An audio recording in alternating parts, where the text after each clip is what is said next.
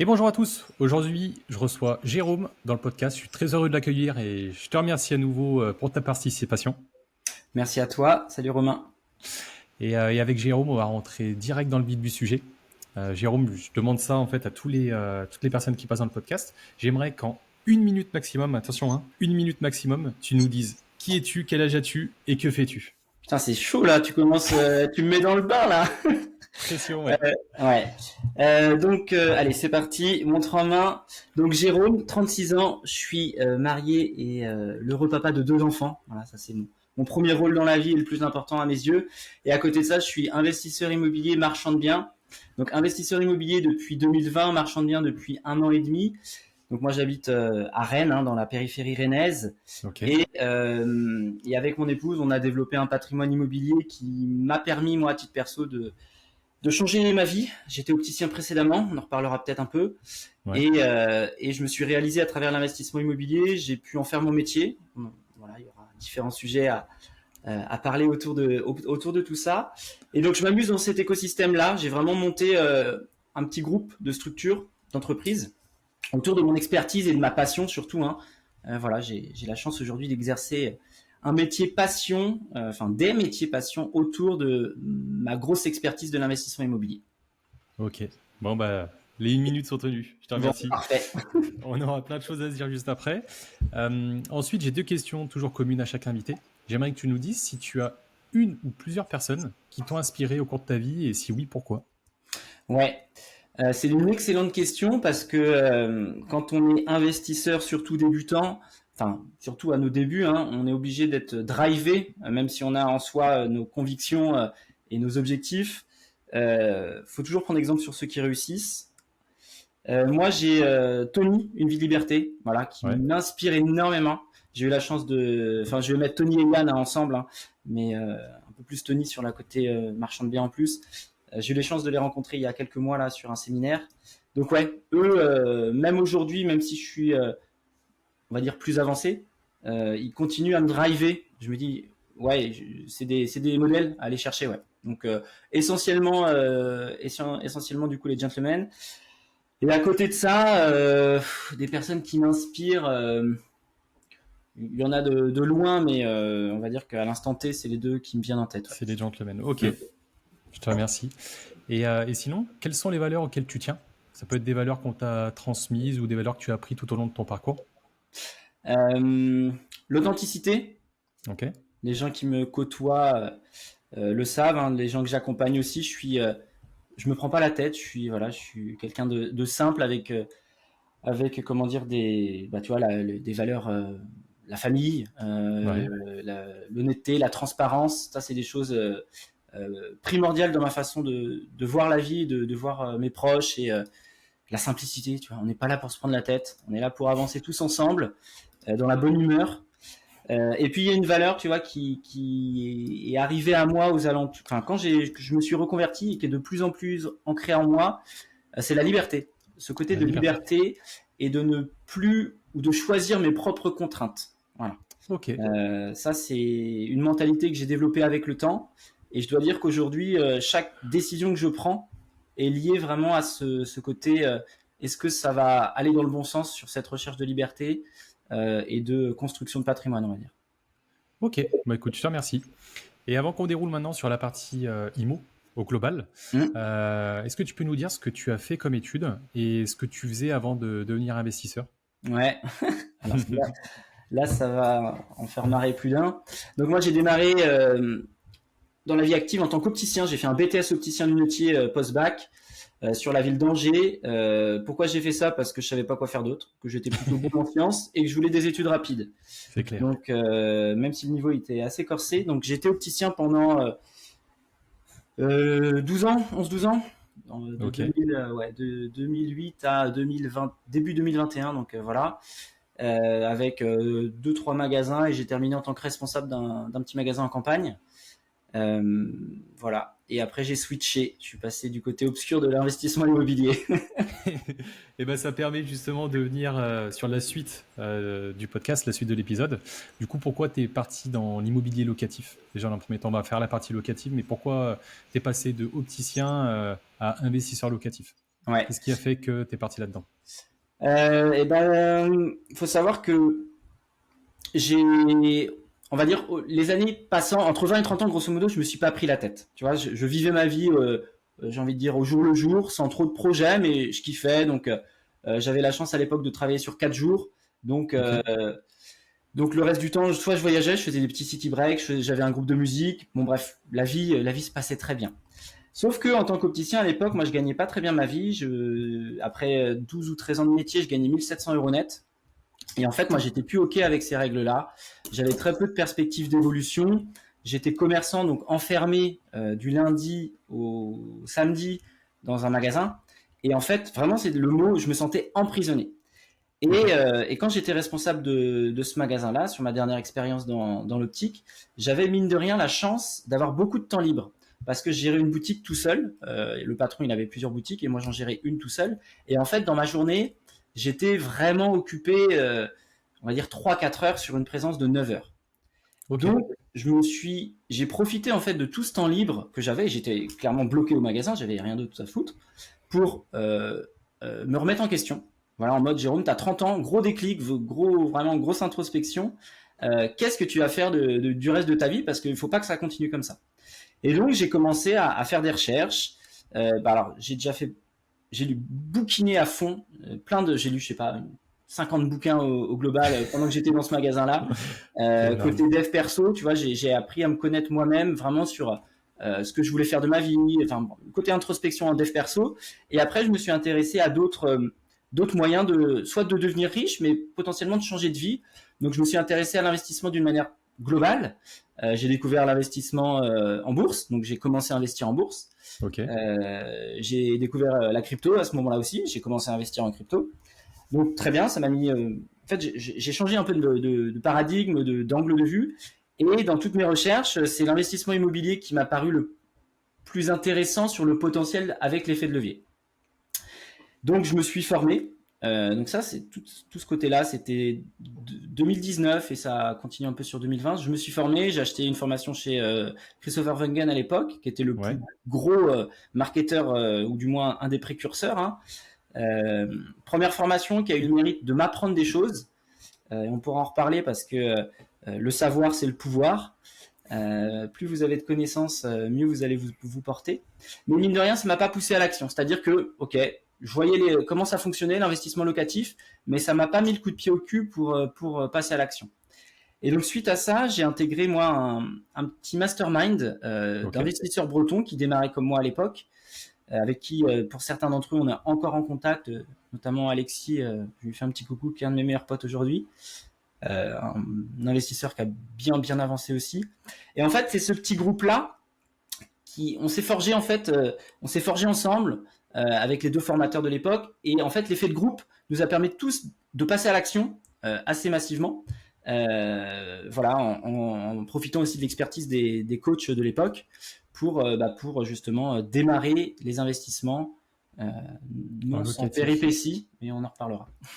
Trop bien. Ouais, donc du coup, c'est ce que tu disais que tu as beau avoir en fait toutes les connaissances que tu veux. Certes, ça, c'est quand même les bases. Il faut Ouais. quand même, faut pas partir à l'aveugle. Mais tu as beau avoir toutes les connaissances que tu veux. Si derrière, t'as pas le déclic qui fait que tu passes à l'action, bah, tu passeras jamais à l'action en fait. Donc toi, ce qui t'a créé ce déclic, en fait, c'est le petit mastermind avec Ouais. le fait qu'il y ait des gens derrière, Ouais. vous poussez les uns les autres, c'est ça? Ouais, c'est ça. C'est ça, et puis le fait d'avoir un référent ou deux référents au-dessus, ça permet même si, bon, avec du recul, le format, il était assez light en termes de contenu, valeur, enfin, comment dire, par rapport à ce que je vais proposer aujourd'hui, je l'ai vraiment fait différemment. Mais dans tous les cas, ce côté dynamique de groupe et le fait d'avoir un peu de la validation des personnes plus avancées, ça permet de se rassurer et ça permet, mine de rien, en effet, quand t'en as un qui est un copain qui te dit ah là là, j'ai fait une offre sur un immeuble et toi que t'es toujours en recherche et tout, tu te dis bah putain, il va falloir que je me bouge le cul. Ça permet de se tirer vers le haut, ouais, clairement.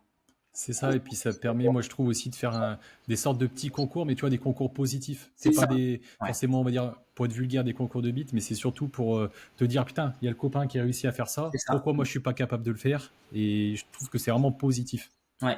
Et oui, tout à fait. Et moi, je trouve que dans ce petit monde de l'investissement immobilier, il y a énormément de bienveillance en fait. Oui. On n'est pas là pour se tirer dans les pattes. L'idée, on a tous des objectifs plus ou moins communs, hein, mais en tout cas une ambition qui est quand même assez transverse, je trouve. Et l'idée, c'est que tout le monde réussisse en fait. C'est pas une C'est ça. course, mais voilà, je pense qu'on est forgé. Tu vois, nous on se connaît on se connaît pas, on va dire, hein, Oui, tout très à fait. peu. Juste le temps de converser un peu sur les réseaux avant de faire le podcast. Mais en fait, tout de suite et encore plus, on est podcasteur. T'as une alchimie en fait. C'est comme ça, c'est naturel. Et c'est des choses qu'on peut pas expliquer, mais ouais, c'est très sain comme je trouve comme C'est milieu. très sain et surtout, c'est parce que c'est quand même lié à l'argent, sujet qui est plutôt tabou en France. Et ce que je trouve moi vraiment top dans tout en fait, dans ces formations, dans ces masterminds, dans les apéros IMO, etc., c'est que en fait, ça parle argent vraiment Ouvert, facilement. ouvert. C'est Ouais. totalement ouvert, c'est ça. Et tu vas cranter après avec des personnes sur plein de points. Tu vois, ça te permet de rencontrer des associés, ça te permet de rencontrer des copains, ça te permet de rencontrer des gens avec qui tu vas faire plein de choses. Donc, Dans tous les cas, ça permet, c'est un peu un catalyseur, tu vois. Tous les gens se rendent compte, hein, c'est comme Nokia Connecting People. C'est ça. Trop bien. En tout cas, merci pour ce partage. Et en parlant de ton locatif, j'aimerais que tu nous dises, que tu nous parles un petit peu de ta première opération, si Ouais. tu as un petit peu les chiffres, et surtout au niveau de l'obtention du financement bancaire, apport, etc. Comment tu as fait pour cette première opération? Et on parlera ensuite de ta dernière opération, Ok. dont on parlait en off. Alors, donc ma toute première, je vais revenir au tout début, ça va faire une transition pour expliquer ma dernière, en fait, c'est surtout pour ça. Ouais. J'ai acheté moi en 2010 mon premier appartement, donc je venais d'être opticien j'étais opticien, et à l'époque, il était hors de question que je lâche un loyer en locatif. Ça me rendait malade. Donc je suis retourné vivre chez mes parents, en fait, directement après mes études, pendant 2 ans. J'ai capitalisé, tu vois, je gagnais, quand j'ai démarré ma carrière, 1350 euros peut-être. Je mettais quasiment entre 800 et 1000 euros de côté par mois, je pense. Et donc, ce qui m'a permis de me constituer un apport pour acheter mon premier appartement à l'âge, je venais tout juste d'avoir 22 ans ou à peine, 21, 22 ans. Combien j'ai mis d'apport à l'époque, je sais pas, peut-être 10, 15, 20, je sais plus trop, c'est trop loin. Ok. Mais finalement, cet appartement-là, je l'ai arbitré en 2021, quand une fois que j'avais déjà bien avancé à titre perso, ce qui m'a permis en fait je vais être très transparent sur les chiffres, hein, parce que le but du jeu, c'est inspirer. Oui, on va dire ça. D'inciter les gens à acheter le plus vite possible en faisant bien les choses toujours. Hein, c'est très important de bien maîtriser son sujet. Mais plus vous achetez jeune, mieux vous vous porterez. Cet appartement, je l'ai acheté 90 000 euros net vendeur.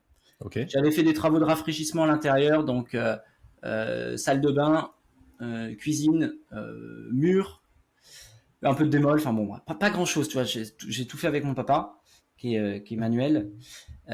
Et cet appartement-là, je l'ai revendu en 2021, du coup 192 000 euros net vendeur. Ok. Donc, dans la ville de Rennes. Donc, tout ça pour vous dire que le marché de l'immobilier, déjà en 10 ans, il a doublé. Et que, entre-temps, il y a la capitalisation, l'amortissement du capital qui est rentré en jeu. Donc, voilà.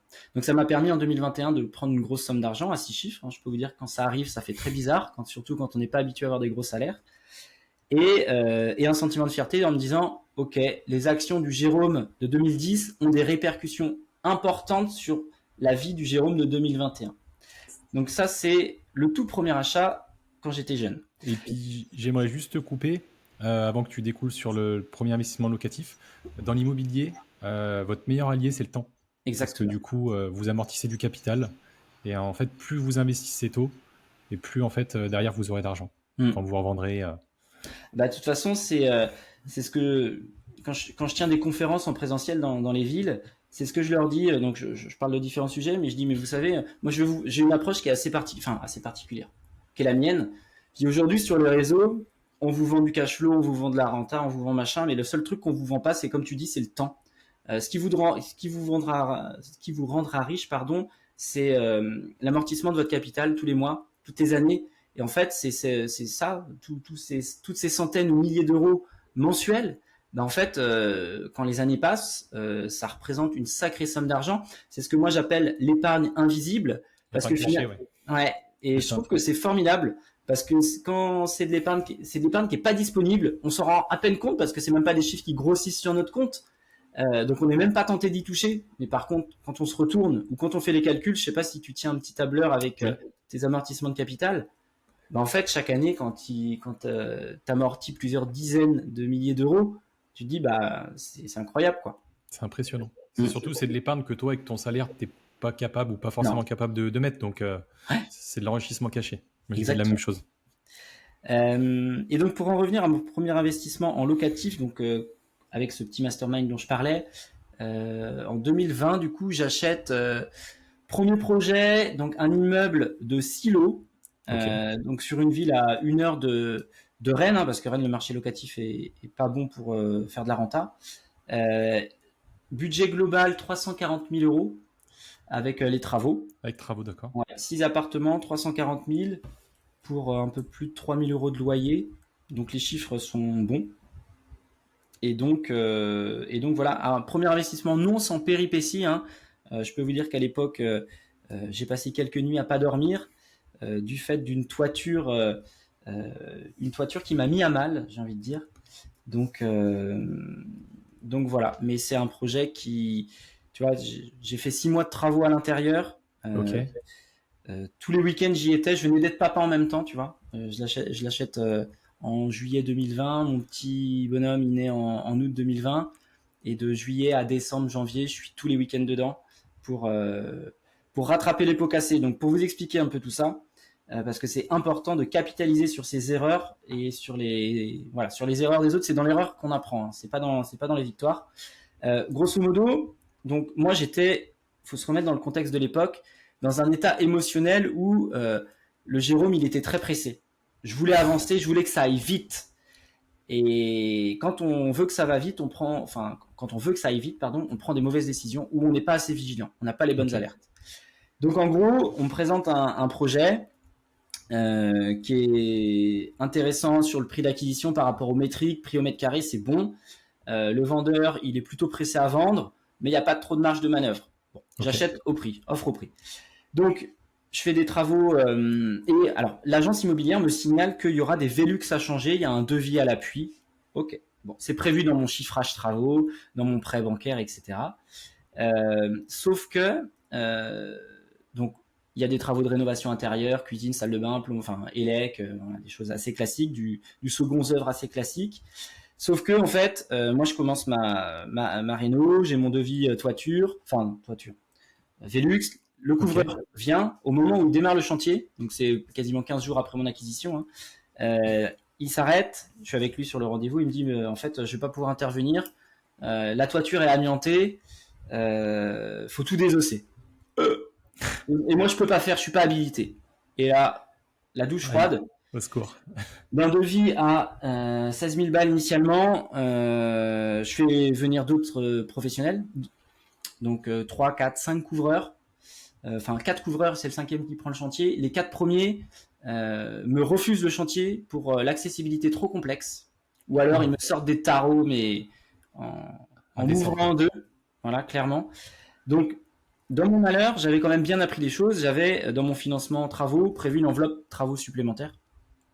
Donc, la fameuse marge de manœuvre de 15-20%, bah, que j'ai cramé dès le début, en fait. Voilà. Donc, à Putain. partir du moment où j'ai trouvé le couvreur pour faire le chantier, du devis de 16 000 pour les Velux, on est passé à 40 000 et en fait, ça m'a bouffé au démarrage ce delta que j'avais prévu sur les potentiels imprévus. Voilà. Donc la conclusion de tout ça, c'est ne pas croire à 100% ce que les agents IMO disent, de toujours être vigilant et de vous-même monter en expertise, notamment sur la partie gros œuvres, sur les immeubles de rapport. Voilà, faites venir un couvreur, un charpentier, vérifiez vraiment le côté structurel sur les immeubles parce que la moindre erreur peut coûter très cher. Ça m'a coûté cher, je m'en suis bien sorti au final, mais je dois vous dire qu'il y a de nombreuses nuits où je ne dormais pas en me disant putain Jérôme, c'est quoi la connerie que t'as faite. Fallait être fort mentalement et heureusement pareil, tu vois que je m'étais préparé mentalement avant avec tout le côté dev perso, les objectifs, j'y vais, je vais changer ma vie parce que clairement j'aurais pu m'effondrer et faire un seul projet dans ma vie, quoi. Tu m'étonnes, ouais. Et puis, comme tu dis, tu vois, autant l'appartement en copropriété, Les travaux, oui, tu auras peut-être des dépassements, mais ça va pas chercher sur des montants de 40 000 comme ça. Non, Après, ouais. tout dépend de la surface ou autre. Mais quand tu achètes de l'immeuble, voilà, vraiment vérifier la toiture, l'humidité dans les caves aussi. Ouais. Ça, c'est quelque chose de hyper important. Et puis, La plein de ventilation, ouais. choses. Mais ok, donc ça, c'est ta toute première opération. Toute première opération en locatif. Et sur la partie financement, Ouais. à l'époque, C'est un nom propre, déjà c'est du nom propre, Ouais. LNNP. J'ai un prêt à 110%, 0 apport, 24 mois de différé.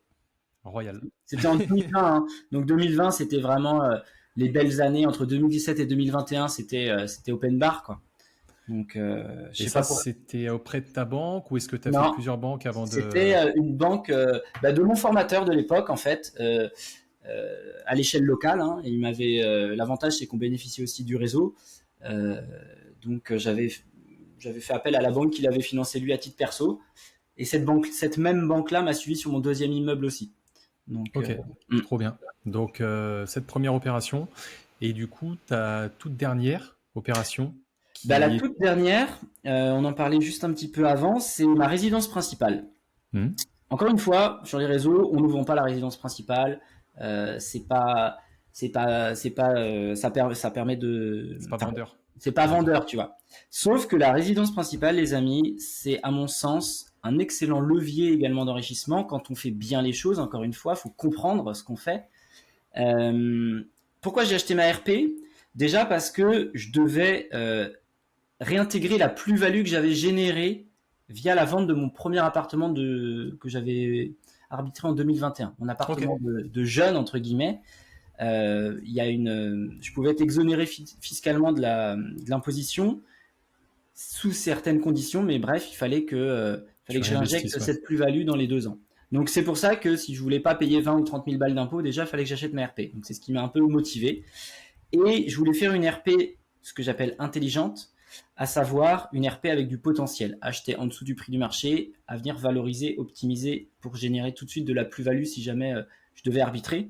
Donc j'ai trouvé une maison dans la ville dans laquelle j'étais, avec un potentiel aménageable d'un grenier de 60 mètres carrés qui était inexploité en fait, Ok. qu'on a aménagé.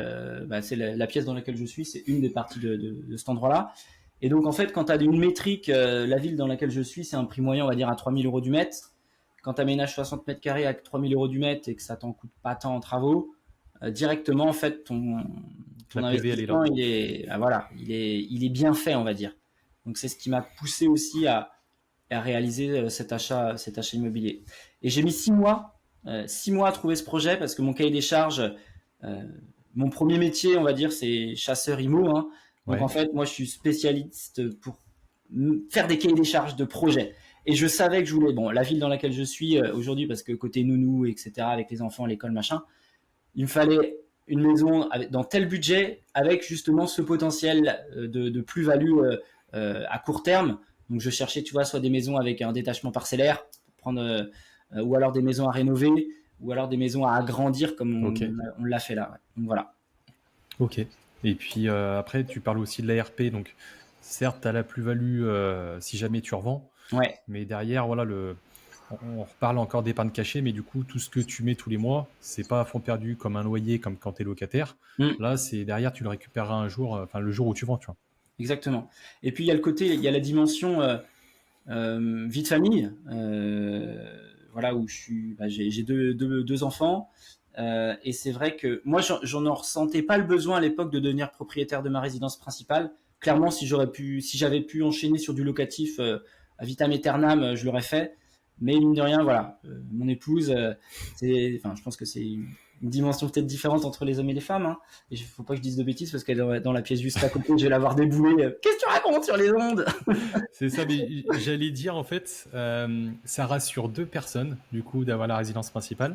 Si le conjoint, tu vois, ça peut être monsieur ou ça peut être madame, peu importe, mais Ouais, si le conjoint est pas forcément, on va dire, de dynamique d'investissement, il peut te suivre sur tes projets, mais pas forcément être câblé investissement. ouais, De une, ça peut rassurer monsieur ou madame, le conjoint. Et de deux, moi là, je parle de mon expertise, ça rassure aussi le banquier. Quand ouais, tu es très propriétaire, intéressant. voilà, Ouais, quand tu es propriétaire de ta résidence principale, on a beau dire ce que tu veux. Moi, en tout cas, de mon expérience de 3 établissements différents, ok, euh, ça rassurait aussi bien ma direction que le CA des engagements que les sociétés de caution quand Ok. tu es propriétaire terre et paie. C'est parce que c'est hyper intéressant. Le sous-entendu d'être propriétaire de ta résidence principale, c'est quoi au niveau des établissements bancaires? C'est que typiquement, il y a une hypothèque à aller chercher sur un produit en cas de prochains investissements, ou c'est le côté bon père de famille, rassurant? J'allais dire, il y a plutôt le côté rationnel, le côté rassurant, le fait que tu sois stable, on va dire. Ouais. Ça démontre quand même une certaine stabilité, parce que si tu es locataire et que tu bouges tout le temps, voilà, ça rassure la banque. Et de deux, tu vois, j'ai eu le cas aussi pour des personnes qui étaient gendarmes. Voilà, je cite ça, mais voilà, juste t'es logé en fait à titre gratuit. Mm. Et ben, même en ayant l'endettement qui était bon, parce que ces Ouais. personnes payaient pas leur loyer, même en ayant l'endettement qui était bon, et ben des fois j'ai la société de caution qui refusait en disant le jour où cette personne termine son emploi et où elle n'est plus logée, où est-ce qu'elle va habiter? Donc il faut Ok. réintégrer un loyer potentiel de tel montant. Ok. Et du coup, voilà. Donc là, c'est des hypothèses et ils aiment pas du coup. Voilà, c'est ça. Et puis Ok. c'est surtout, ça vient rassurer dans le sens où tu es propriétaire de ta résidence principale et derrière, voilà, ça démontre une grosse stabilité Ok. de ton côté. Ok. Intéressant. Donc voilà le dernier projet réalisé en 2023. Ok. Voilà. Et puis pour toujours sur la partie locative, là, à l'heure actuelle, en fait, j'ai vu ça sur ton Insta, donc c'est pour ça que je me le permets de te demander. Tu as combien de lots et ça représente combien à peu près en termes de valorisation globale? Aujourd'hui, j'ai 13 lots, dont ma RP, donc 12 en Ouais. locatif plus la maison. Valorisation, je pense qu'on est à un million, aux alentours des 1,3 million, plus ou moins 50 000, plus dans ces Ok. eaux-là, je crois. Ouais. Ok. Mm.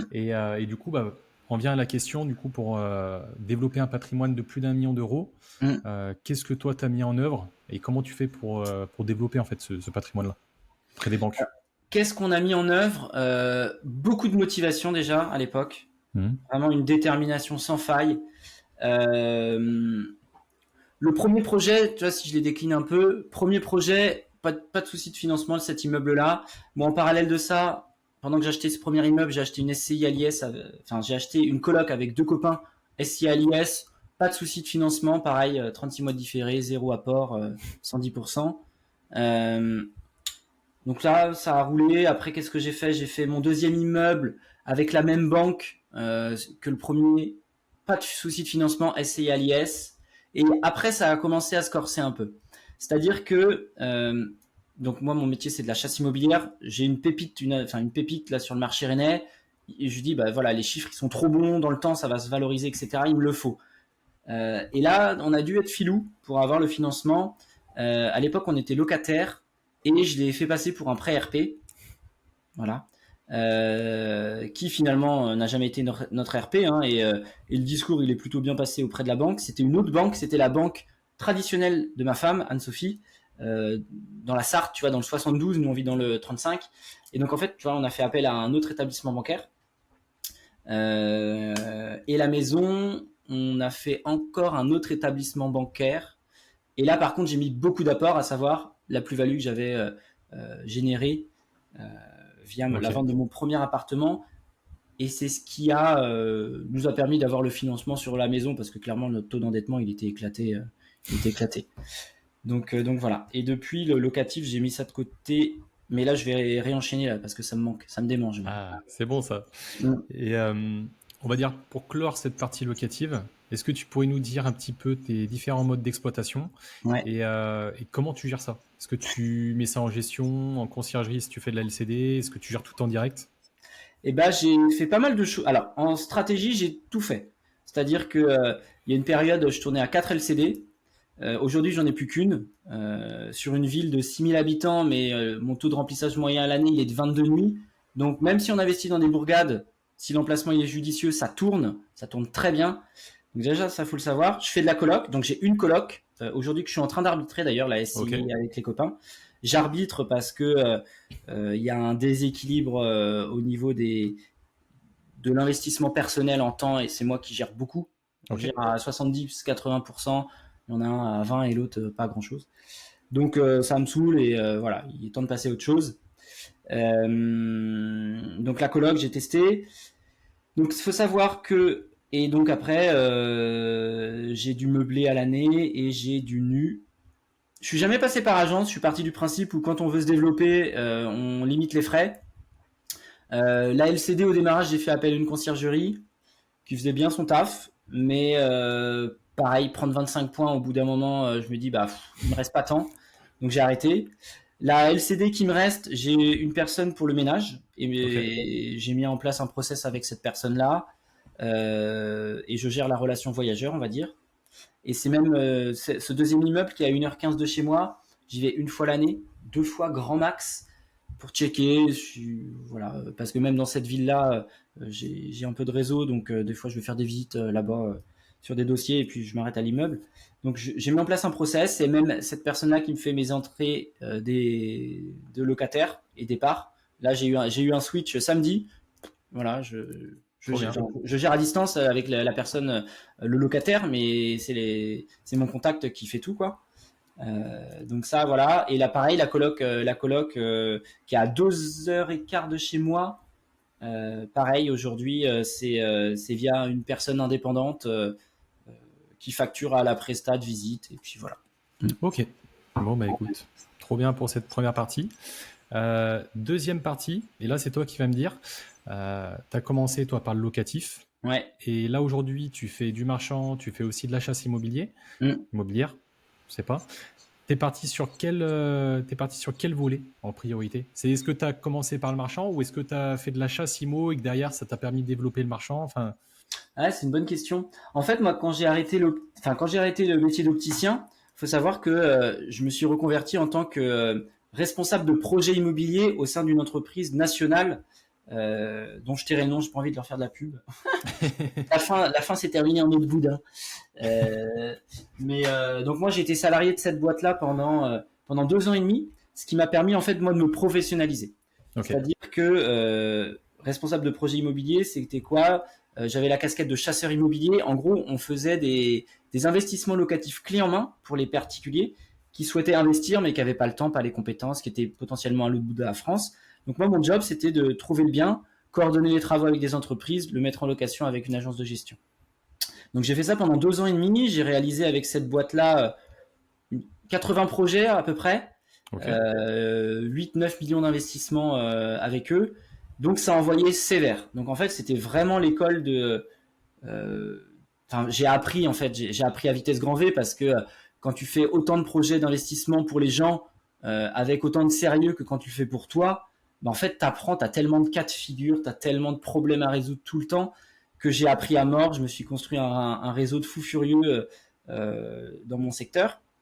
Et quand j'ai quitté le salariat en octobre 2023, j'ai continué cette activité à titre personnel. J'ai monté une boîte en fait d'accompagnement en chasse immobilière. Donc ça, je le fais toujours à l'échelle locale, autour de Rennes, à 1h30, 2h autour de Rennes. J'ai également racheté moi une plateforme internet qui s'appelle lebienrentable.fr, qui est une plateforme qui met à disposition en fait des opportunités d'investissement rentables dans toute la France. Et à travers cette plateforme-là, donc on chasse les biens, on les met sur la plateforme. Et je fais également de la chasse à distance. Bah, tu vois, ce matin, j'avais un auditeur du podcast qui souhaite investir. Lui, c'est entre Agen et la ville de Auch, si je dis pas de bêtises. Et il m'a donné son cahier des charges. Voilà, j'ai un budget, j'ai un secteur, j'ai une typologie, un objectif, et je vais chasser pour lui à distance. C'est-à-dire que je vais mettre en place mes process de chasseur pour aller lui trouver son bien.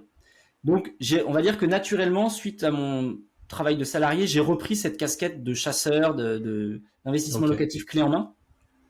Et en parallèle de ça, le marchand est arrivé insidieusement. Parce que forcément, quand tu as du réseau, on t'apporte des affaires. Et alors c'était en quelle année? Je crois que c'était début 2024, fin d'année 2023, pareil. On me présente une opportunité sur le marché rennais, un truc en off-market, pas cher, tu vois, je vais te donner les grandes lignes.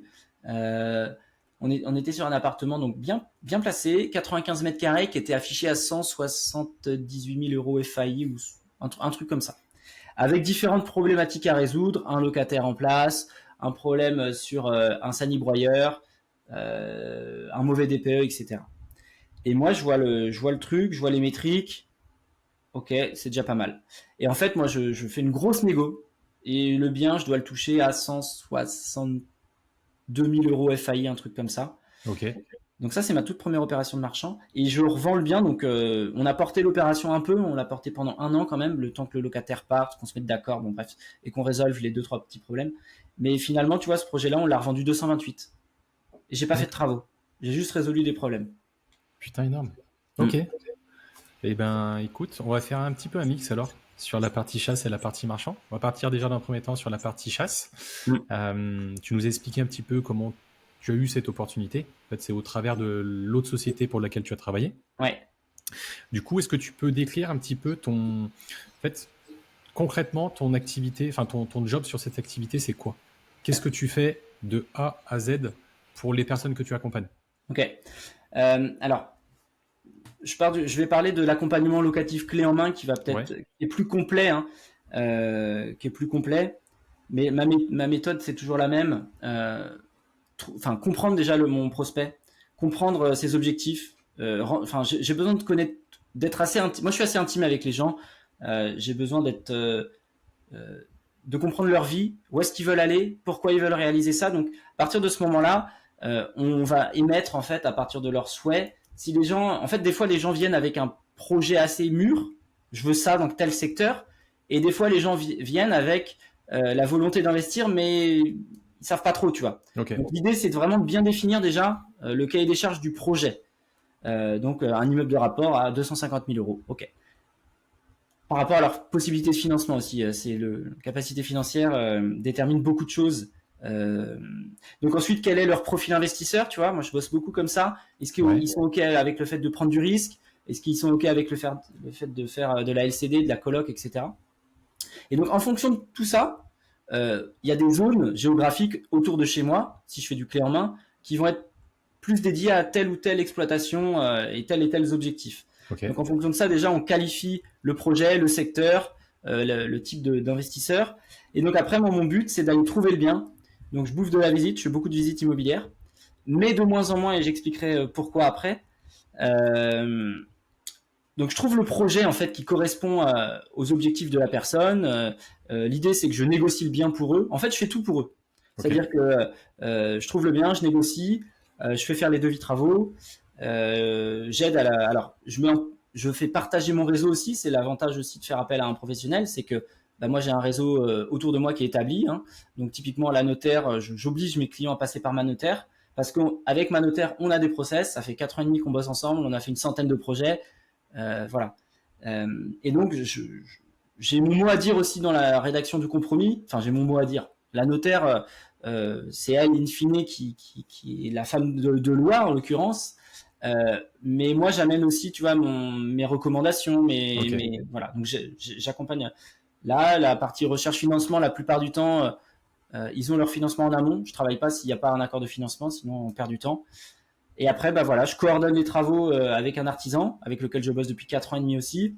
Enfin, lui gère le chantier, mais pareil, ça fait 4 ans et demi qu'on bosse ensemble, donc il y a des process, il y a une façon de travailler. Donc moi, je check le travail qu'il fait, je redrive s'il y a besoin, parce que on fait tellement de choses que des fois il y a un oubli. Donc je dis non, il fallait faire ça, etc. Parce que mine de rien, comme c'est moi qui monte les projets, je les connais par cœur.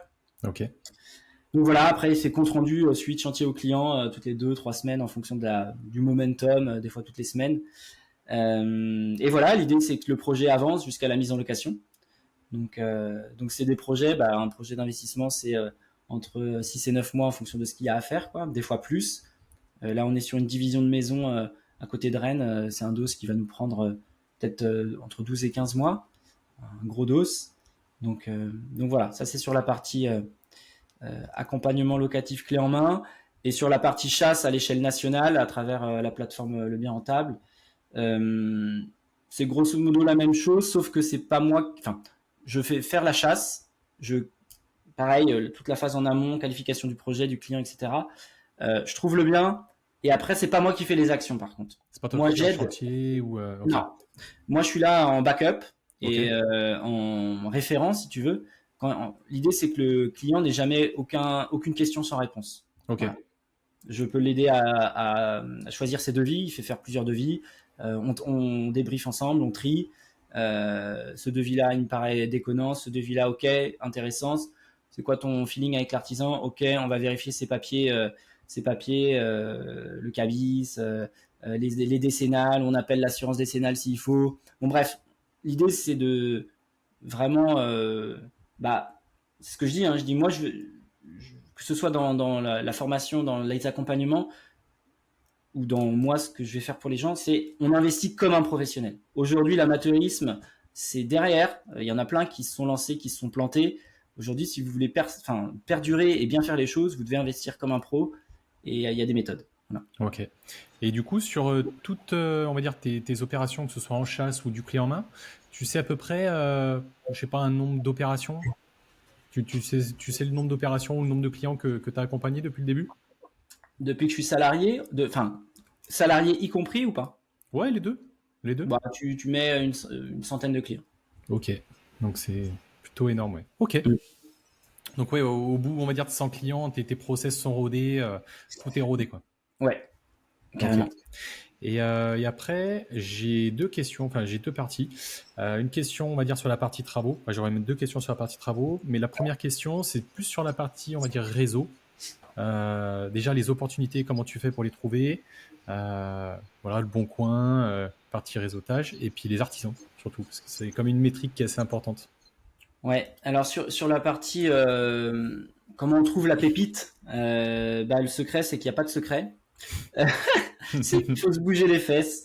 Non, en gros, il y a forcément comment dire, moi, je bosse, tu vois, avec l'e-box, par exemple, en termes de valeur d'annuaire, on va dire, d'annonce. Ok, Le bon coin ne suffit pas. Tu as t'as des logiciels comme l'e-box, Moteur Imo, qui vont te permettre de justement analyser le marché sur tous les sites d'annonces en parallèle. Donc, tu crées des alertes, des filtres, des cahiers des charges, encore une fois, des cahiers des charges de recherche très précis. Après, tu as des alertes. Donc, ça te permet d'être ultra réactif sur une typologie de biens. Donc, ça, c'est la partie chasse à distance, enfin à distance, à travers le PC, on va dire. ouais, ok, Mais après, ce qui fait la diff, c'est le fait de faire de la visite, de sympathiser avec un agent immobilier, de montrer qu'on est professionnel, d'émettre un cahier des charges, d'être très précis dans sa recherche. Et après, c'est toujours relancer son réseau, être présent dans leur tête. Donc, un coup de ok, fil, un SMS, un mail, limite toutes les semaines. Tu penses à moi, je suis en recherche, tu penses à moi.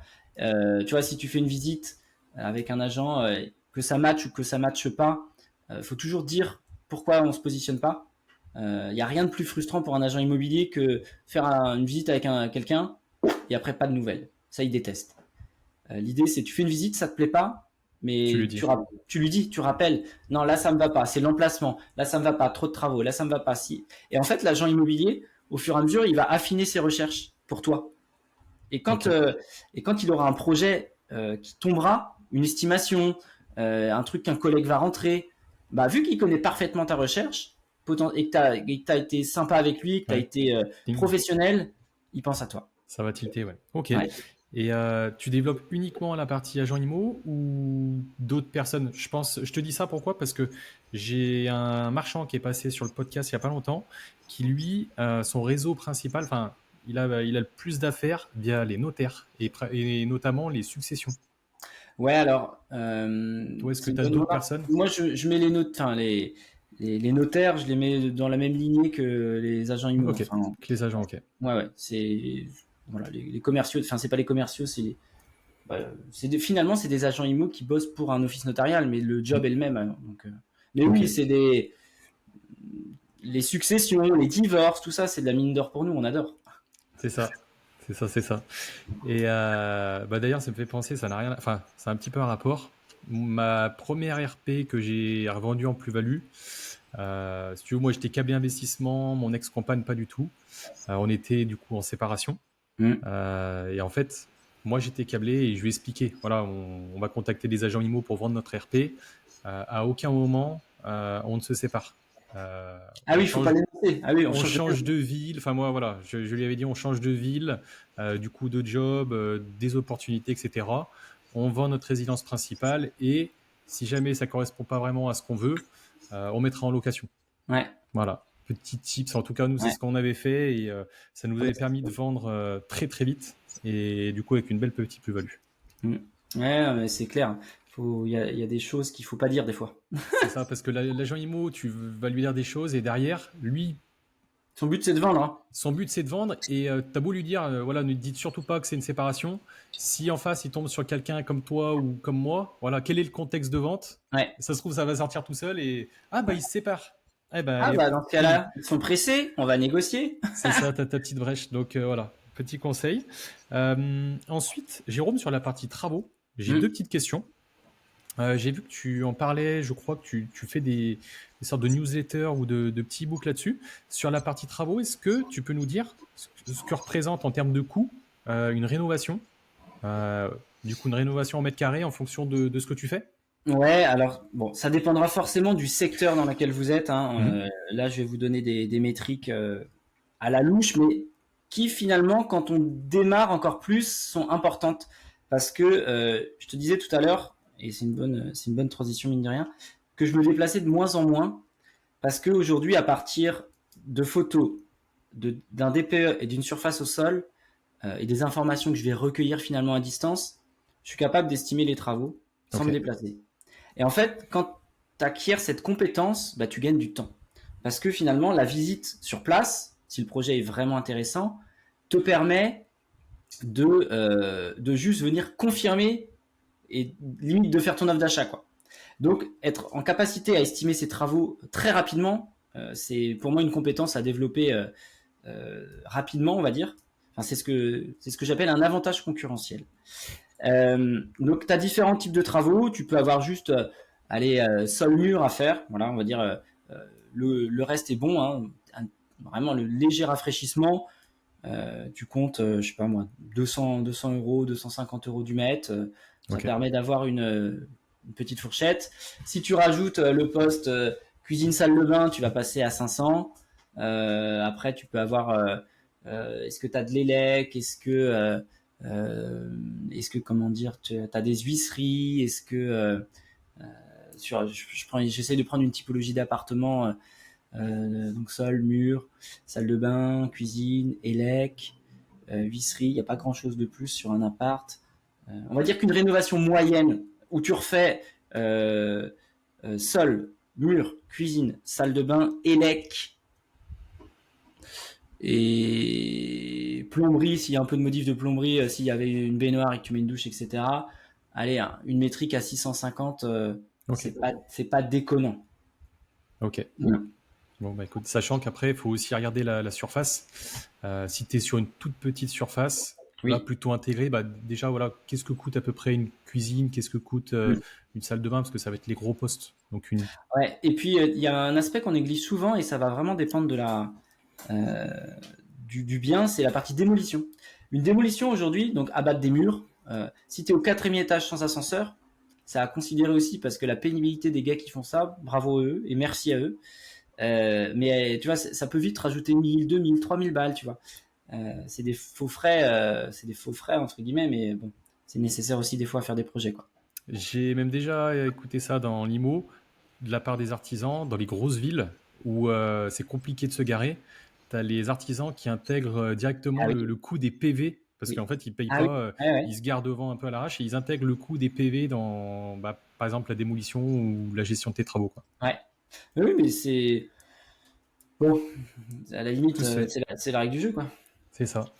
Et après, pour partir un peu plus sur on va dire sur la partie marchand, donc tu expliquais tout à l'heure ta toute première opération, c'était un Mm, appartement.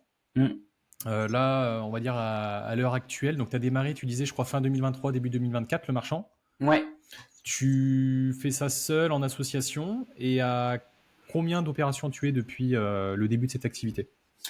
Je suis associé. Ok. Et là, on démarre notre 5e opération. Ok, donc très beau. Cinquième, et c'est quoi bah, du coup cette cinquième opération Eh ben, si... c'est un immeuble de rapport, tu vois. Bah là, c'est pareil. Il est tombé dans mes alertes il y a 2 semaines. C'est un agent que je connaissais pas en plus, donc j'étais pas en terrain conquis, on va dire. Et donc, je récolte mes petites infos. J'ai mon emplacement, j'ai mon DPE, j'ai des photos. Et en fait, je savais très bien que les métriques étaient incroyables. Je parle beaucoup de métriques, de prix au mètre carré, de tout ça, parce que c'est le plus important. Vous devez connaître votre secteur d'investissement sur le bout des doigts.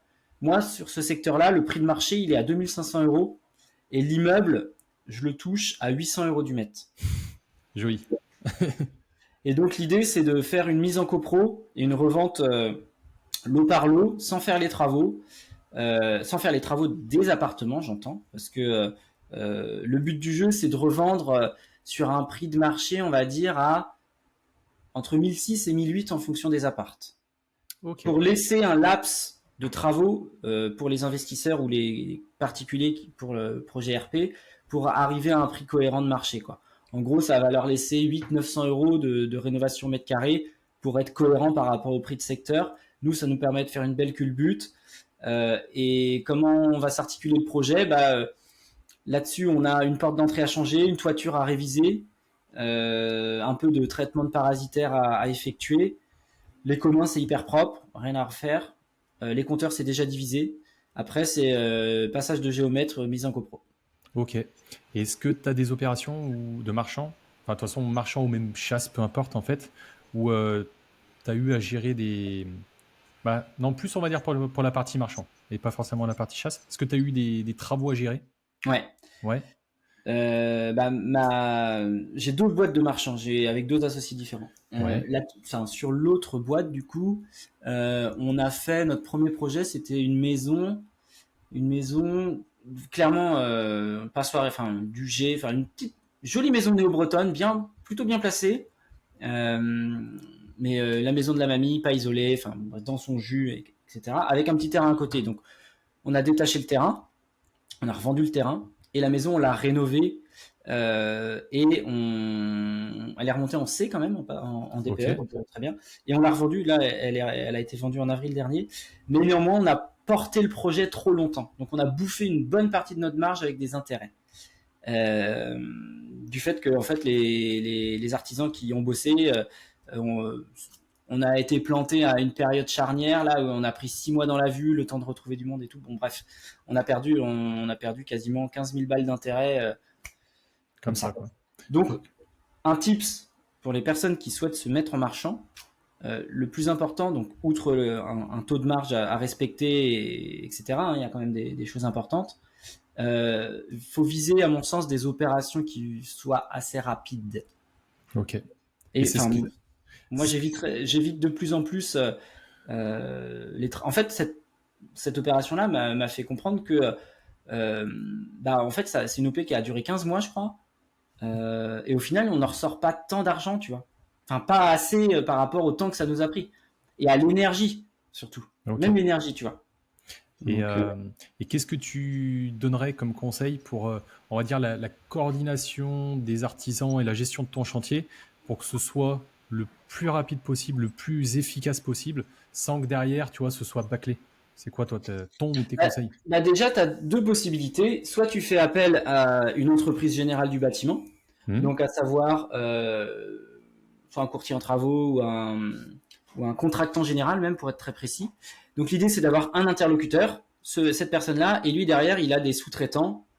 La plupart du temps, c'est pas des salariés, c'est des sous-traitants avec lesquels il bosse régulièrement. Okay. Et donc toi, tu as un interlocuteur et après, c'est l'autre qui pilote le chantier. Donc finalement, tu vas checker et tu as un... voilà. Ça, c'est plutôt facile sur... Moi, je conseille vraiment de faire ça sur des gros projets ou quand il y a des rénovations assez lourdes. Parce que c'est lui qui met en place son planning, etc. Voilà. Okay. Si on est amené à piloter soi-même son chantier, faut déjà trouver les bons interlocuteurs, établir son planning, et après c'est comment dire, c'est du suivi, c'est passer 1 ou 2 fois la semaine, être au cul des gens, mais des fois c'est pas évident parce que surtout sur le démarrage où je reprends l'exemple où un plaquiste va bosser en synergie avec un électricien et un plombier. Pour peu qu'il y en ait un qui ait une merde sur un autre chantier et qui puisse pas se déplacer, en fait tout est bousculé. Donc ça, c'est pas évident à gérer parce qu'entre temps, le gars qui devait intervenir et qui est bloqué, il va reprendre un autre chantier, il va continuer autre chose et quand va falloir revenir. Donc gérer tout ça en vrai, moi je l'ai jamais fait et je le ferai jamais. À chaque fois, c'est contractant général et ça roule quoi. Je paye un peu plus cher forcément mes travaux vu qu'il y a un intermédiaire. mais au moins j'ai une tranquillité et ça me permet de mettre mon énergie ailleurs. Ok. Je te remercie. Et, on va dire un dernier conseil pour la partie marchand. Moi, ça va être plus pour la partie financement. Ouais. Qu'est-ce que tu conseillerais à quelqu'un qui se lance en marchand de biens sur la partie financement? Alors déjà, il faut comprendre qu'une banque ne vous financera pas en marchand si vous démarrez. Voilà. Tu confirmeras, hein, je pense. Oui, la plupart du temps, oui. Il peut y avoir des exceptions, mais ça va être lié au contexte, en fait, ce que tu as fait, par exemple, auparavant, Ouais. sur d'autres projets, notamment des résidences principales. Ou alors, si l'environnement économique fait que Oui. tu as de la C'est dans le- caillasse, mais Ouais. que voilà, tu demandes du financement. Ouais. Déjà, à mon sens, tu vois, toutes les personnes qui se lancent, qui n'ont jamais fait de locatif, qui veulent démarrer par du marchand, en général, je mets des warnings. Parce que marchand, il y a des responsabilités qu'on n'a pas. Enfin, en tant que propriétaire bailleur, on a des responsabilités envers des locataires, mais là, en tant que propriétaire, enfin en tant que marchand de biens, on a des responsabilités envers des acquéreurs. Et il faut quand même bien connaître les choses. Donc déjà, avoir de l'expérience à titre perso, c'est vraiment pour moi indispensable, que ce soit en locatif ou avoir fait des coups d'achat-revente sur des RP, why not. Mais vraiment, on s'invente pas marchand du jour au lendemain, à mon sens, sans avoir fait à minima du locatif plusieurs dossiers. Ensuite, il faut de l'apport. Aujourd'hui, nous, nos premières opérations, on les a financées hors banque. Ok. Donc en fonds propres, hein, ou avec de l'emprunt de donateurs, enfin de prêteurs autour de nous, qu'on rémunère forcément. Mais ouais, faut compter, faut avoir un peu d'argent de côté quand même, c'est l'idéal. Ça permet de se lancer. Je pense qu'il faut à minima 50 000 euros, à minimum. Voilà. Et après, être en capacité à aller chercher du financement hors banque auprès de personnes dans notre entourage ou dans des réseaux qui sont OK avec le fait de prêter sur une période donnée contre X intérêt, pourcent d'intérêt. Là, tu vois, nous, sur notre 5e opération, on commence les démarchages bancaires pour Ok. accélérer. Ouais. Ok.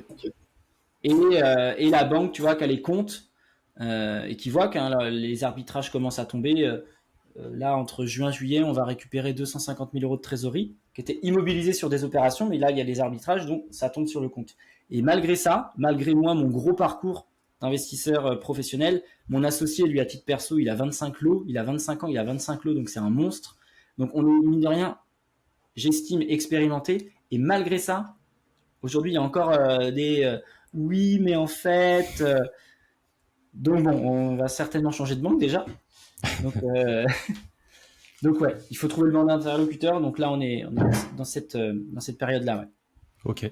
Bon, bah écoute, je te remercie. Maintenant, on va partir sur les 2 dernières parties où ça va être plus succinct. Ta partie, on va dire, accompagnement et formation IMO. Déjà, est-ce que tu peux nous dire ce que tu proposes exactement comme accompagnement, comme formation, comme coaching? Et est-ce que tu fais ça seul ou avec quelqu'un? Alors, donc moi, j'ai démarré les accompagnements il y a un peu plus de 2 ans. Au début, je l'ai fait sous un petit format, petit prix, histoire d'apprendre aux gens à trouver le bien, trouver le secteur, les mettre sur les bons rails, on va dire. Ok. Et finalement, je me suis rendu compte avec leur retour, alors déjà que ça marchait, que c'était cool, que déjà que je prenais du plaisir, c'est important, que dans la transmission de mon expérience, de mon expertise, ça matchait avec les élèves, et ça m'a donné envie de construire un programme beaucoup plus poussé en fait. Et donc aujourd'hui, moi j'ai alors différents formats, différents contenus. La trame est la même. Je veux que les gens investissent comme des professionnels. Voilà. C'est le fond en fait de cette partie transmission de connaissances et accompagnement. Le plus important, c'est investissez comme un pro. Vraiment, maîtrisez votre sujet, maîtrisez votre secteur, développer des avantages concurrentiels, la partie estimation travaux, optimisation de DPE, négociation, bref, tout mon métier de chasseur, aujourd'hui, je l'ai transposé dans un accompagnement qui dure entre 6 et 12 mois en fonction de la formule, j'ai envie de dire. Ok. Donc après, l'idée, c'est il y a un tronc commun qui est une formation digitale disponible. Et après, en fonction du package que les élèves prennent, soit ils sont sur des coachings de groupe, soit ils sont sur des coachings individuels. Donc forcément, avec l'individuel, on rentre vraiment, je rentre dans la tête des gens et voilà. Et je les aide. Et après, c'est des suivis réguliers toutes les semaines, toutes les 2 semaines en fonction de la période. Grosso modo, ils avancent sur la formation, on valide ensemble les compétences développées et les actions qui sont à mettre en place. Ok. J'ai pas voulu faire une formation généraliste, c'est une formation axée terrain, opérationnel. En gros, c'est soit je montre derrière mon écran comment on fait, soit je suis sur le terrain dans des visites. Alors on va vérifier ça, En fait, c'est assez immersif, ce qui fait que moi c'est comme ça que je voulais retransmettre mon expérience en tout cas. C'est très concret en fait, c'est activable. C'est justement tout ce que je reprochais à la formation de Christopher Wengen de l'époque, tu vois. Ok. C'est-à-dire que j'avais des connaissances, mais en fait derrière, qu'est-ce que t'en fais? C'est ça. Donc là, même dans la formation simple, en fait, à chaque vidéo, il y a un exercice à faire. J'ai fait des petits guides de travail pour qu'il y ait de la prise de notes, pour qu'il y ait des... Et en fait, les élèves sont incités à faire des actions. Et en fait, même s'ils prennent la formation tout seuls ou avec la partie coaching de groupe, ils ont quand même une trame qui leur permet d'avancer méthodiquement dans le temps. Voilà, avec des actions. Et en fait, si tu suis le truc, ça déroule. Et tu vois, là, j'ai lancé des accompagnements en janvier dernier, les gros accompagnements. Et là, sur ce mois-ci, sur les élèves, j'ai eu une signature compromis ce mois-ci, 2 offres d'achat acceptées pour la même personne, une signature terrain. Donc là, ça commence au bout de 4-5 mois d'accompagnement, là, les élèves commencent... et puis, il y a choper des bons doses, donc c'est cool, quoi. Tu te dis, la méthode, elle fonctionne, parce que c'est une méthode. Hein. Moi, j'apprends pas une façon d'investir, j'apprends comment investir d'une manière générale en faisant bien les choses et en maîtrisant son risque et son sujet. Ouais. Ok. Puis après, il faut aussi que la personne ait envie, tu vois, qu'elle soit vraiment motivée, parce que tu pourras pas non plus être tout le temps derrière, en fait, à la pousser, à vraiment lui coller au cul si elle a pas vraiment envie de le faire, tu vois. Ouais. De toute façon, l'accompagnement ou les accompagnements, même si j'ai plusieurs formules, c'est quand même plusieurs milliers d'euros. Donc moi, il y a des gens que je recale. Hein. Encore une fois, je vends pas du rêve. Loin de là, je vends une méthodologie et je vends aussi une réalité terrain que moi je côtoie. Si je sens que la personne c'est pas le bon moment pour elle, tu vois, parce que vie de famille débordée, changement de taf, etc. Je dis en fait non, moi pas maintenant, ou alors pas avec moi. Je vais pas te vendre un truc que tu vas pas pouvoir activer derrière. Clairement, c'est pas le bon moment. Donc, et il y a des gens des fois, mais tu sais, qui sont déçus. J'en ai eu une la semaine dernière, j'ai plus son prénom. Typiquement, elle était en remise en question professionnelle, tu vois. Je sentais pas mal de douleur. Je suis au bord du burn-out, machin. Faut que je fasse de l'IMO. Je dis, attends, on se pose. Là, t'es dans l'émotion. Tu vas prendre des mauvaises décisions. Donc, tu laisses passer l'été. Moi, je suis OK pour bosser avec toi, mais laisse passer l'été, souffle un peu. On en reparle après, tu vois. Alors, je suis un très mauvais marketeur, moi, tu vois. J'aurais pu lui sortir un accompagnement, je le sais. Mais dans mes valeurs, c'était pas le bon moment pour elle. Ça correspond pas. Non, pas du tout. Donc voilà. Ok. Et je te remercie. Et oui, et je t'avais demandé, est-ce que tu fais ça seul ou avec quelqu'un? Je bosse solo. Ouais. J'ai Flo là qui peut m'accompagner sur des sessions de coaching de groupe, qui est un ancien collègue à moi du Sud. On s'est rencontrés quand on était salariés. J'exclus pas en fonction du volume d'élèves prendre des coachs sur la partie coaching de groupe en tout cas. Le suivi personnalisé, tant que je peux le tenir, je le tiens parce que je prends du plaisir à ça. Mais dans tous les cas, si jamais je dois collaborer à plus grande échelle, on va dire, avec des coachs indépendants, ils ont intérêt à être bons. C'est dit. Ok. Bon, c'est cool. Et puis, on en vient du coup à la dernière partie du podcast. Alors, dernière partie du podcast. Et après, j'ai encore quelques petites questions communes à chaque invité. Tu me diras si ça colle niveau timing. Ouais, ça va, t'inquiète. Du coup, toi, tu as un podcast qui s'appelle La Fabrique des investisseurs. C'est ça. Pourquoi tu as créé le podcast? Je l'ai créé en 2021, tu vois, ça commence à faire 4 ans et demi. Pourquoi je l'ai créé? Envie de partager. Envie de partager ce côté transformation, démarrage en IMO. Faudrait que je reprenne d'ailleurs mes premiers épisodes. Je pense que je parlais pas mal de développement personnel, ou du moins en quoi le développement personnel permet de se connaître. Donc je pense que j'ai pas mal tourné d'épisodes sur le sujet à l'époque. Et envie de partager en fait. Tu vois, moi euh, de la même façon où j'ai appris des autres, où j'apprends toujours des autres d'ailleurs, à travers du contenu gratuit ou payant, euh, je voulais partager mon parcours, mon histoire, et au fur et à mesure, mon expertise qui monte de plus en plus.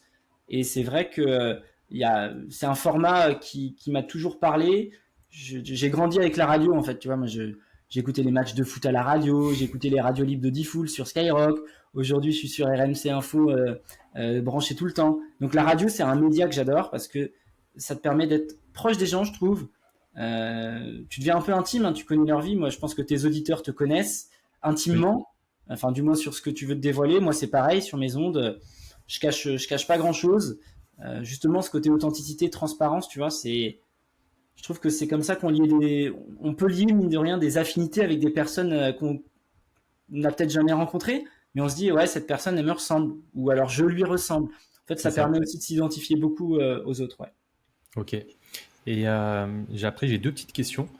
Parce que là, ça fait 4 ans et demi que tu tiens ce podcast, comment tu trouves encore des idées, enfin des sujets de podcast, ou alors des invités? C'est dur, c'est de Mhm. plus en plus dur, clairement. Les sujets de podcast, ça peut être lié à une actualité ou un truc que je vois passer, à une réponse de commentaire en story ou des choses comme ça. Donc vraiment lié à l'instant T. Euh, J'essaye quand même de balayer pas mal de sujets liés forcément à mon expertise. Hein. Donc, tu vois, j'ai tourné pas mal de choses sur la partie travaux, la partie DPE, la partie mise en location. Enfin, mais là, je dois dire que les sujets s'essoufflent un peu. C'est de plus en plus dur. Hein. Et pour les invités, je me suis rendu compte ce qui m'a permis, et là même dernièrement, tu vois, le dernier podcast tourné la semaine dernière, c'est une personne que j'ai rencontrée en soirée IMO, en Ok. réseautant. Donc en fait, juste en se bougeant les fesses de chez soi, ça peut permettre. Après, c'est en écoutant d'autres podcasteurs, tu vois, enfin moi c'est comme ça que je t'ai découvert, c'est en écoutant ton podcast. Mais c'est pas évident. C'est moins évident que ça l'a été. Ok. Et puis, dernière petite question, pour les personnes qui souhaiteraient créer un podcast, Ouais. moi, ça a été mon cas à un moment. Qu'est-ce que tu conseillerais, on va dire, pour le créer, pour aussi le développer? Euh, qu'on soit d'accord, en fait, c'est de la création de contenu. Donc, comment tu fais, en fait? Et qu'est-ce que Bah, tu conseilles surtout? déjà, je pense qu'il faut avant tout être passionné de son sujet. Parce que clairement, vous allez passer du temps et vous allez avoir zéro retour, on va dire, au démarrage. C'est long à mettre en place un podcast. Au début, c'est du travail ingrat. Hein. On parle dans un micro, mais on n'est pas à l'aise. Euh, on ne sait pas trop comment s'adresser aux gens. Donc, mais je pense que le tronc commun, c'est être passionné, parce que clairement, vous allez peut-être parler tout seul derrière votre micro pendant plusieurs semaines. Hein. Donc, être expert, avoir des choses à raconter, en fait. Mais je pense que c'est la passion qui doit animer le premier truc. Ça, pour moi, c'est une évidence. Après, pour le développer, je pense qu'il faut faire ce qu'on est en train de faire là, en fait, des interviews croisées. Donc là, moi, je passe chez toi cette semaine. Après, c'est toi qui viens chez moi. Et C'est en ça. fait, je trouve que c'est le meilleur moyen de, de se faire connaître. Je crois pas trop à la sponsorisation sur les podcasts. Les groupes Facebook, tout ça, je pense que ça s'essouffle aussi. Ça marchait avant, ça s'essouffle. Donc l'idée, c'est ouais, réseauter, rencontrer du monde. Et puis après, faire des interviews croisées, je pense que c'est le meilleur moyen aujourd'hui. Ouais. Et je compléterais même sur le fait qu'il ne faut pas que ce soit une corvée. Il faut vraiment Ah que ce oui. soit du kiff. Alors, qu'on soit d'accord, la partie montage, c'est pas forcément, on va dire, la partie la plus intéressante. Mais par contre, tout le reste, tu vois, la recherche d'invités, la création de contenu, les interviews en eux-mêmes, faut pas que ce soit une corvée. Bah, Faut vraiment que ce soit du kiff, tu vois. c'est ça. Enfin, moi, je sais que le podcast m'a permis de rencontrer, au moins digitalement, on va dire, plein de monde. Je sais pas combien d'interviews j'ai fait. J'en ai fait peut-être 70, 80, j'en sais rien. Donc, tu deviens intime un peu avec les gens Mm. le temps de l'échange. Hein, donc, c'est super chouette. Après, tu vois, moi, j'ai rencontré d'autres personnes dans la vraie vie. Et en fait, le podcast, enfin, les podcasteurs, on est quand même une petite famille, hein, mine de rien. On n'est pas si nombreux, même si on est de plus en plus, mais c'est vraiment le plaisir d'échanger, de partager et puis de connecter, quoi. Donc, C'est je trouve ça. ça trop bien, en fait, tu vois, quand j'ai des retours, d'auditeurs là en mode bah tu vois, typiquement la semaine dernière, Joël là qui est passé sur mon podcast sur la partie reprise d'entreprise, j'avais jamais développé cet axe-là, reprise d'entreprise, tu vois. Elle, je l'ai rencontrée en soirée IMO parce qu'elle est investisseuse aussi. Bah tu vois, les auditeurs, ils ont été trop contents parce que ça amène un autre angle en fait de l'investissement. C'est ça. Donc après, ouais, il faut aller chercher des fois des petites thématiques différentes. Puis ça pousse à la créativité et je trouve que ça fait sortir de sa zone de confort, mais dans le bon sens. Ah Tu oui, vois, le fait de rechercher des sujets, enfin des personnes interviewées, c'est sûr que ça se fait pas naturellement. Il faut quand même sortir un petit peu de sa zone de confort, mais c'est vraiment du kiff. mais c'est trop bien, hein. Mm. Tu vois, il y a des fois où je me dis, des fois, ouais, il y a des périodes, pendant 2 semaines, je publie pas parce que finalement, c'est du bénévolat, on va pas se mentir, hein. Mm. C'est pas ça qui me ramène de l'argent à l'instant T, et toi non plus. Donc c'est quand même beaucoup de temps à passer. Des fois, je passe 2 semaines et peut-être je m'en veux, je fais putain, je suis pas là, je suis pas là, je suis pas là. Et quand je rebranche le micro, putain, j'ai le smile en fait parce que j'ai l'impression d'avoir ma petite radio, quoi. Donc c'est vraiment ça. Puis ça te permet, je trouve, tu vois, en soirée IMO, tu rencontres pas mal de personnes, même si c'est des petites soirées, on va dire en petit comité. Et je trouve par exemple, de faire une interview, ça te permet on va dire, vraiment rentrer entre guillemets, dans l'intimité de la personne et du coup d'apprendre plein de choses. Tu vois, moi, j'ai rencontré des gens en séminaire avec qui je suis resté une semaine. Tu vois, le Ouais. dernier invité, c'était Yann. On est resté une semaine ensemble avec les gentlemen. Ok. Et ben, j'ai encore appris des choses. Enfin, j'ai appris, on va dire, 60-70% de choses supplémentaires que ce qu'il avait dit, que ce qu'on s'était dit en fait en mastermind. Donc, Ouais, ouais. je trouve que c'est du kiff quand t'aimes bien découvrir les personnes comme ça. C'est trop bien. C'est Mm. trop bien. Et puis, mine de rien, il y a ce qu'on se dit à l'antenne. Et des fois, il y a du hors antenne. Et mine de rien, le hors antenne, il est assez fun aussi parce que tu en apprends un peu plus sur la personne. Tu vois un petit peu comment si elle a pas tout dit pendant le podcast, bien qu'en général, ça se passe. Enfin, les gens sont assez transparents, hein, mais des Mm. fois, tu as des petites techniques où tu comprends des choses, en fait. Tu dis, ah ouais, lui, ok, il a fait ça comme ça. Donc, en fait, tu montes aussi en expertise. Tu t'enrichis, en fait. C'est de l'enrichissement, hein. Mm. On s'enrichit des autres et ça, c'est juste incroyable. Bah, pour clore cette partie-là, moi, je dis toujours, en fait, au-delà, enfin, avant de penser entre guillemets aux auditeurs, j'adore partager. En fait, moi, ce que j'adore, c'est que moi, à titre perso, quand je rencontre des personnes, tu vois, comme toi ou comme d'autres, j'apprends des choses en fait. J'apprends des choses, je découvre des nouvelles personnes et du coup, je kiffe et je pense que enfin, Ah oui, ça se transmet, ça tu se vois. ressent, ça se ressent derrière, c'est Voilà, sûr. Bah déjà, non, nous on a la caméra, mais les auditeurs ils auront juste la voix, mais tu vois, on sourit en fait Mm. tout au long de cette interview, on a souri tout le temps, on est content, enfin c'est un C'est bon ça, moment quoi. Donc c'est ça. ouais. Bon bah c'est cool. Et écoute, j'ai plus que 4 questions là qui sont Vas-y, communes à chaque invité. Euh, dis-moi. une, une semaine type avec toi. Je suis stagiaire, enfin une semaine ou un mois type, on va dire. Hum. Je suis stagiaire chez toi. Qu'est-ce qu'on va faire pendant une semaine? Une semaine, Tu, 15 jours. tu vas courir partout dans tous les sens. Qu'est-ce qu'on va faire? On va faire beaucoup d'appels téléphoniques. Je passe Ouais. beaucoup de temps au téléphone pour trouver des biens, pour activer mon réseau. Voilà, hein, c'est quand même mon premier métier, que ce soit sur le locatif pour mes clients ou en marchand de biens. Qu'est-ce qu'on va faire? On va certainement boire un peu de bière parce que je suis un bon vivant aussi, donc j'aime bien la convivialité. On va faire du sport. C'est bon ça. Quand l'emploi du temps le permet, tu vois, ce matin j'y étais à 6 heures, à 6 heures parce que j'étais en insomnie cette nuit, donc j'ai rentabilisé les aurores, on va dire. On va faire forcément de la création de contenu, que ce soit de la prise de vidéo ou du podcast. On va aller sur le terrain, on va voir les chantiers en cours.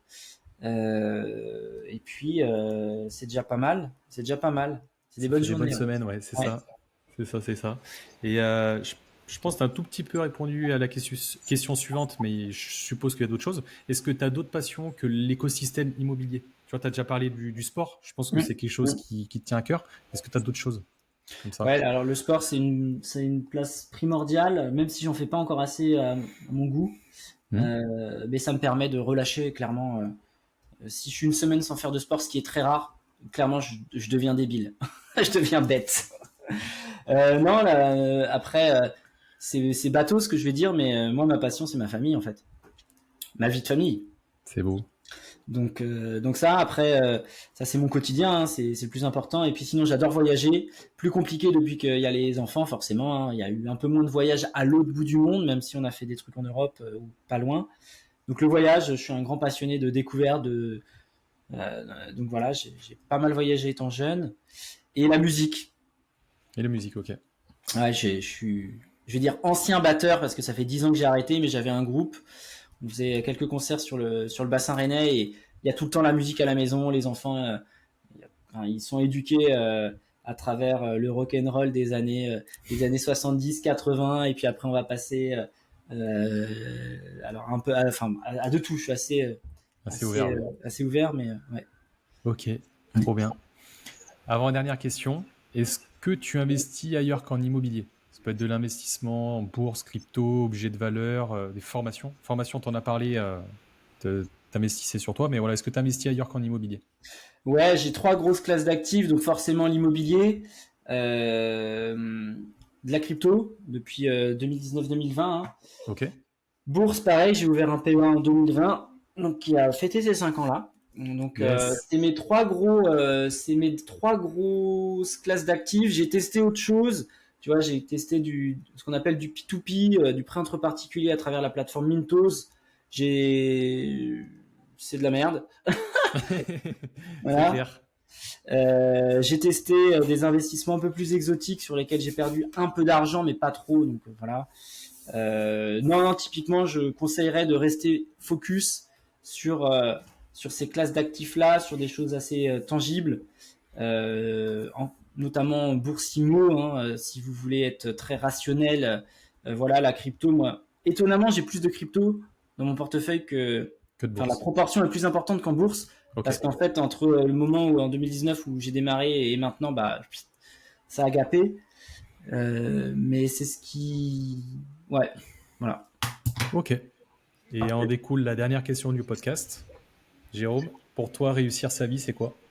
Ta vision? Oh là, c'est philosophique ça. Réussir sa vie, c'est quoi? Ah putain, la vache, la colle.